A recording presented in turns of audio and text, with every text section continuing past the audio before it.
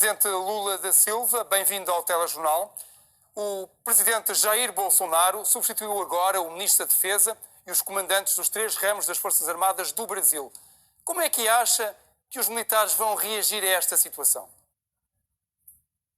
Primeiro eu queria te cumprimentar, José Rodrigues, queria cumprimentar o nosso querido povo, o irmão de Portugal, e cumprimentar os ouvintes da TV RTP por essa entrevista.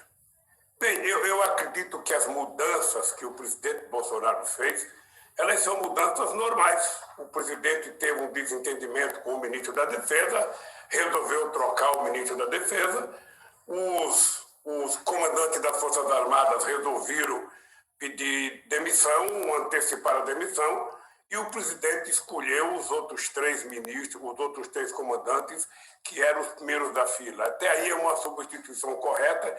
Eu, sinceramente, não vejo isso como sinal de crise. O problema do presidente é outro, não apenas a questão militar, mas ele substitui o ministro das Relações Exteriores e coloca um substituto que não tem nenhuma experiência de diplomacia num posto em que o Brasil sempre teve grandes diplomatas exercendo a função. E isso é muito ruim para as relações exteriores do Brasil, porque o Brasil chegou a ser quase protagonista internacional e hoje o Brasil é tratado como um país muito insignificante. Então eu acho que as mudanças demonstrou que o presidente está tão fraco que é até muito difícil substituir ministros. E aqui já aconteceu no Brasil vários momentos em que o ministro, o presidente não consegue ter ministros bons porque as pessoas não querem participar do governo do Bolsonaro. Porque o governo efetivamente não está tratando o povo com seriedade e muito menos tratando os brasileiros com o respeito que o povo necessita. Senhora Juiz-Presidente, eu gostaria de falar um pouco sobre o senhor, sobre o seu futuro, sobre o seu presente e também sobre o seu passado, abordando, naturalmente, a questão da recente anulação dos seus julgamentos da 13ª Vara Federal de Curitiba, onde estava o ex-juiz Sérgio Moro, e que significa que o senhor recuperou os seus direitos políticos. O que é que vai fazer com esses direitos políticos que agora tem? Foi uma caricatura inventada pela imprensa brasileira, que foi transformado quase num semideus, foi vendido ao mundo inteiro como um juiz sério. E o Moro não era sério. O Moro, no meu processo, ele mentiu o tempo inteiro. Eu dizia para ele que era mentira e que a verdade iria aparecer num certo tempo. O que nós estamos ganhando hoje na justiça, faz 5 anos que nós fizemos um pedido através dos meus advogados. Ora, e nós conseguimos provar que eu não tinha nenhuma culpabilidade em qualquer relação com a Petrobras. Então, não só eu fui absolvido de toda a relação com a Lava Jato, como o Moro foi considerado suspeito na votação da segunda turma da Suprema Corte. Eu disse a vida inteira, José Rodrigues, que eu ia brigar para provar que o Moro era culpado, que a Força-Tarefa de Curitiba era uma quadrilha, porque desde o começo eu provei a minha inocência e eu consegui provar que a verdade ia vencer. E a verdade venceu. Quando você pergunta de futuro político, José Rodrigues, é difícil uma pessoa de 75 anos de idade ficar pensando muito no futuro político. Eu quero viver a cada dia e, nesse instante, a minha preocupação política é com 2021, porque nós precisamos, primeiro, vacinar todo o povo brasileiro. Nós temos um presidente que não cuidou da questão do Covid-19 com carinho e com respeito. O tempo inteiro ele receitou remédio, ele disse que era uma gripezinha, ele disse que não era para as pessoas evitarem aglomeração. Ou seja, o tempo inteiro ele respeitou a ciência e os médicos brasileiros. Bem, agora eu estou interessado em 2021 em garantir que todo brasileiro tome vacina. Eu estou interessado em brigar para que o povo brasileiro receba um salário emergencial de pelo menos R$ 600 para se manter. Eu estou disposto a brigar para que os pequenos e microempresários recebam também uma ajuda emergencial até terminar a Covid-19. E eu estou interessado em que o país tenha uma política de geração de empregos, porque nós tivemos um desemprego de 14,2% anunciado pelo Instituto de Pesquisa desse país, e é praticamente impossível você deixar de imaginar como é que está vivendo a sociedade brasileira. O desemprego, com a queda da massa salarial, e o que é mais importante, José Rodrigues, é que os efeitos da Lava Jato, que tinha sido criada, segundo ele, para combater a corrupção, causou um efeito nefasto na economia brasileira.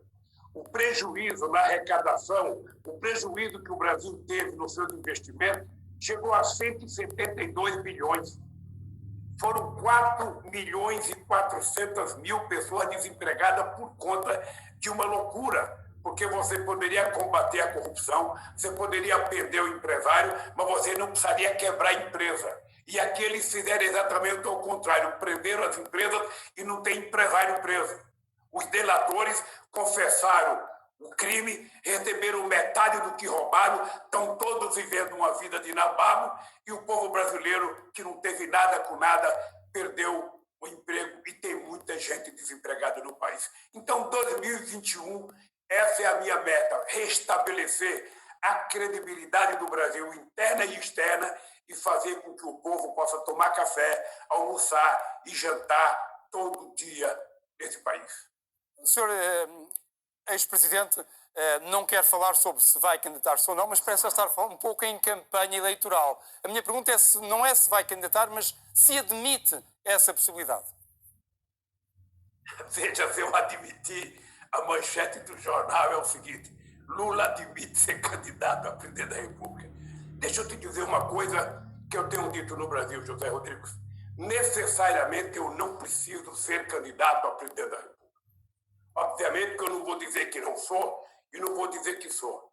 Nós vamos esperar chegar a 2022, nós vamos precisar saber como é que está o quadro político. A única verdade que eu sei é que o Bolsonaro não pode continuar governando o Brasil, porque o Brasil é um país generoso, o povo brasileiro é generoso, o Brasil não tem contencioso com nenhum país do mundo. E o Bolsonaro criou contencioso com todos os países, achando que o Trump iria lhe ajudar. Acontece que o Trump perdeu as eleições e acontece que o Bolsonaro agora ficou sem Trump e ficou sem credibilidade ao nível internacional. Então é o seguinte, eu primeiro quero trabalhar 2021.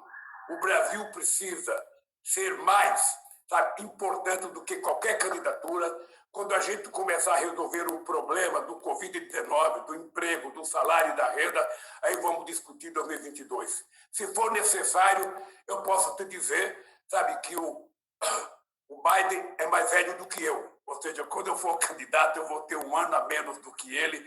Portanto, se eu estiver com saúde e for necessário cumprir mais uma tarefa, pode ficar certo que eu estarei na briga. Mas não é a minha prioridade pessoal. Noto que afirmou quando eu for candidato. Há pouco disse que as decisões do Supremo Tribunal Federal o absolveram. Na verdade, eu estive a lê-las e essas decisões, nenhuma delas afirma que o senhor é inocente ou afirma que os crimes não ocorreram ou que as provas não existem ou que as provas são falsas. Havendo suspeitas de corrupção que impendem sobre si, bem ou mal, o senhor sente que tem condições políticas, não digo legais, porque essas tem-nas evidentemente, mas tem condições políticas para se candidatar? Olha, eu estou há 5 anos. Há 5 anos.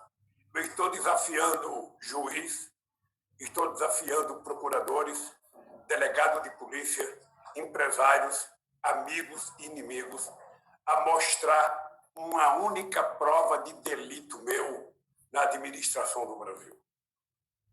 Eu já provei todas as coisas que fizeram contra mim, eu já provei a minha inocência. A decisão do ministro Fachin, que é o relator do processo da Lava Jato, foi de dizer que o Lula não tem nada a ver com a Lava Jato, o Lula não tem crime nenhum com a Petrobras, e ele mandou para que outros juízes se tenham outros crimes, que era o que nós reivindicávamos. O que nós estávamos reivindicando era que eu queria um julgamento justo, com um juiz totalmente imparcial, o que não era o Moro. Na verdade, a Lava Jato, uma parte dela, do Ministério Público, estava a serviço dos interesses das empresas americanas para tentar quebrar a Petrobras, para tentar destruir a lei que nós criamos para regular a Petrobras, dizendo que o petróleo era do povo brasileiro. Nós, que queríamos ser exportadores de derivados, passamos a ser exportador de óleo bruto e estão privatizando a Petrobras pedaço por pedaço. Eu acho um crime contra a soberania nacional e era preciso evitar que o Lula fosse candidato a presidente. Era preciso, porque o PT tinha ganho em 2002, 2006, 2010, 2014 e certamente todo mundo sabia que eu ganharia as eleições de 2018. Então era preciso evitar que o Lula fosse presidente. E evitar.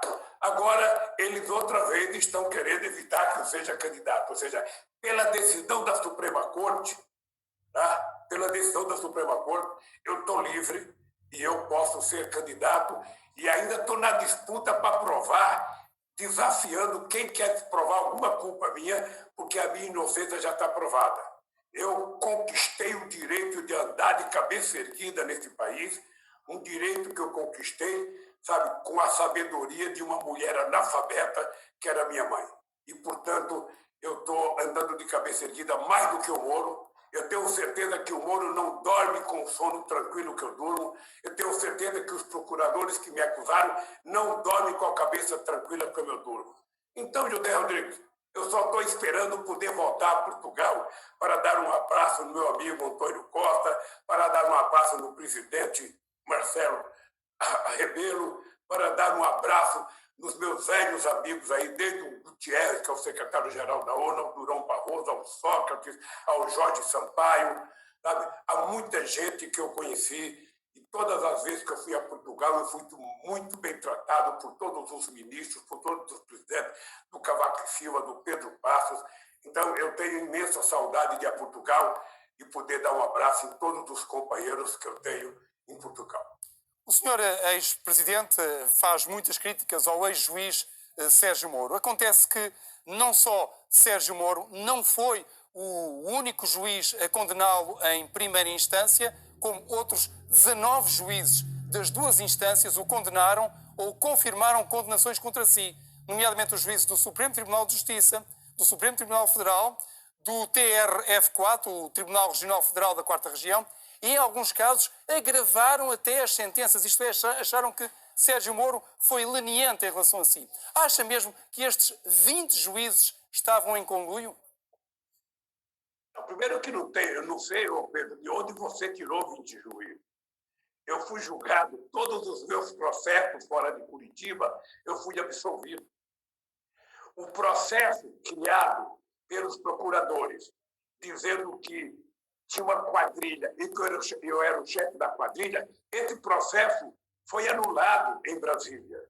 Esse processo não existe mais, eu ganhei o processo. Então eu fui julgado pelo Moro, depois do Moro eu fui julgado na segunda instância. Essa segunda instância, na minha opinião, nem leu o processo, porque o presidente da segunda instância deu uma sentença me condenando antes de ler o processo, e depois eu fui para o Tribunal de Justiça. Com a decisão do Moro, com a decisão do Fachin, tudo isso cai por terra abaixo. Tudo isso desaparece. E se tiver que ter algum processo, que se começa do zero. E eu estou disposto. Eu duvido que tenha um procurador, um delegado ou um juiz, sabe, que tenha direito de conversar comigo de cabeça erguida como eu vou conversar com eles. Porque eu sei que eu sou inocente. Ele sabe que eu sou inocente. E ele sabe que a única possibilidade de me culparem é contando uma mentira. E eu estou disposto a brigar. Eu, sinceramente, sair da onde eu saí, virar presidente da República, fazer o que nós fizemos nesse país com a ajuda do povo brasileiro, eu não permitirei que recaia sobre a minha trajetória de vida uma mentira escabrosa como essa que eles contaram. Se o senhor for eleito, se por acaso chegar a presidente, o que é que vai mudar no Brasil? Olha, deixa eu lhe dizer uma coisa. Nós temos um problema sério, que não é um problema do Brasil, é um problema do mundo. Ou seja, o mundo está com a governança desarticulada. O que é o estranho é que a crise que nós estamos vivendo, a pandemia do Covid-19, ou seja, não é uma brincadeira, não é uma guerra de um país contra um país, é uma guerra da natureza que se rebelou contra a humanidade que não cuidava dela com o respeito que deveria cuidar. E até hoje a gente não tem muita noção se o que está fazendo está certo. Então era preciso criar, sabe, uma governança mundial. O secretário-geral Guterres da ONU já poderia ter convocado uma reunião especial da ONU para discutir o Covid-19, para discutir quem vai financiar a vacina. O G20 já poderia ter sido convocado. Eu acabei de dizer isso numa entrevista, sabe, para o Biden, falei com a Angela Merkel pela imprensa, falei com o Macron pela imprensa, falei com o Xi Jinping pela imprensa e vou falar, inclusive, com o meu amigo Antônio Costa. Não é possível que o mundo não esteja reunido para discutir como enfrentar o Covid-19. E eu estou percebendo que está difícil resolver. Está difícil, a situação não está fácil em Portugal, não está fácil na Alemanha, não está fácil na França, não está fácil na Itália, não está fácil na Rússia, sabe, não está fácil no Brasil. O Brasil, então, o Brasil corre o risco de se transformar no epicentro da crise do mundo. Mas era uma pergunta relacionada com a Venezuela. Existe na Venezuela uma enorme comunidade portuguesa e nos últimos anos muitos têm fugido do país e regressado a Portugal devido ao constante degradar da situação. O senhor apoiou a Venezuela quando era presidente e até disse recentemente que Nicolás Maduro tem grandeza política. Ora, eu estive aqui a ver o relatório de uma organização de defesa dos direitos humanos, o Human Rights Watch, referente à Venezuela em 2021, que responsabiliza o regime de Nicolás Maduro de subnutrição no seu país, de ter milhões de pessoas sem acesso a cuidados de saúde primários, de atrocidades, de detenção de opositores, de desaparecimento de opositores, de tortura e de crimes contra a humanidade. E a Amnistia Internacional, outra organização de defesa dos direitos humanos, sobre a Venezuela e sobre o regime de Nicolás Maduro, disse que este regime é responsável por execuções extrajudiciais, detenções arbitrárias, uso excessivo de força, prisioneiros de consciência, silenciamento da oposição e crimes contra a humanidade. Como é que isto se compadece com a definição de Nicolás Maduro como um governante com grandeza política? José Rodrigues, me desculpe. Eu acho que nesse momento da história da humanidade, com a crise financeira que estamos vivendo e com o Covid-19, com essa pandemia, a Venezuela é um problema dos venezuelanos. A democracia de Portugal depende do povo de Portugal. A democracia do Brasil depende do povo brasileiro. E a democracia da Venezuela depende do povo da Venezuela. Eu fiquei envergonhado quando eu vi líderes europeus acompanhar o Trump e tentar eleger um embuste para ser o presidente, que era aquele Guaidó. Com todos os defeitos, teve uma eleição na Venezuela que foi acompanhada por muita gente do mundo e ninguém disse que as eleições foram roubadas. Eu acompanho a crise da Venezuela desde 2002. Eu já criei um grupo de amigos para cuidar da Venezuela. Já pedi para muitas autoridades portuguesas visitar a Venezuela, que tem 400 mil portugueses. Ou seja, eu acho que se o Maduro está errado, é um problema do povo da Venezuela mudar. Como no Brasil o povo elegeu o Bolsonaro. Ora, nós temos que aprender e lutar para que a gente, daqui a 2 anos, tire o Bolsonaro. O povo pode tirar o Maduro amanhã. O impeachment da Dilma é porque os PSDB não soube perder e começou a trabalhar o impeachment dela. Eu perdi 3 eleições e nas 3 eleições eu fui me preparar para disputar as outras eleições. Então eu penso que, sinceramente, a Venezuela é um problema do povo venezuelano. Eu vivi a guerra do Iraque. Eu vi a mentira que foi contada pelo governo americano, dizendo que tinha armas químicas no Iraque. Aliás, você esteve no Iraque. Você esteve no Iraque como jornalista. E até hoje estamos procurando a arma química. E a arma química nunca existiu. Ou seja, o presidente do Iraque mentiu, Saddam Hussein, dizendo que tinha. O Bush mentiu do jeito que tinha. E quem pagou o preço foi o povo, porque até hoje não tem armas químicas. Agora, a Venezuela tem um problema da democracia interna, que é um problema deles, Pedro. O povo da Venezuela tem eleição a cada 2 anos, a cada 3 anos. O Chávez fazia um referendo a cada 2 anos. Você não pode dizer Você não pode dizer que não tem democracia na Venezuela. Ou seja, eles podem ter os vícios que eles podem ter, os erros que eles podem ter, sabe? Mas eu acho que eles têm que resolver internamente. Não é a gente elegendo um forasteiro, uma pessoa que não tem capacidade, que não foi eleita para presidente. O que eu defendo é o seguinte: a democracia de cada país não é definida pelo parâmetro americano. A democracia de cada país é definida pelo povo de cada país. Portanto, eu acho que a Venezuela hoje tem um problema sério, que é o bloqueio americano. E toda vez que os Estados Unidos fazem um bloqueio contra um país, os Estados Unidos estão fazendo uma guerra contra inocentes, contra mulheres, contra velhos, contra crianças, que termina sendo a vítima do bloqueio. Eu até gostaria que, quem sabe, os deputados portugueses que foram solidários a mim, eu acho que a companheira Pilar del Rio, mulher de Saramago, o Sócrates e tanta gente que foi solidária a mim em Portugal, fizesse uma comissão e fosse na Venezuela para ver com os olhos o que acontece na Venezuela e não a ficar assistindo pelo que conta determinados setores da imprensa americana. Sr. Ex-Presidente Lula da Silva, muito obrigado por ter estado no Telejornal. Obrigado a você, José Rodrigues, e até a próxima oportunidade.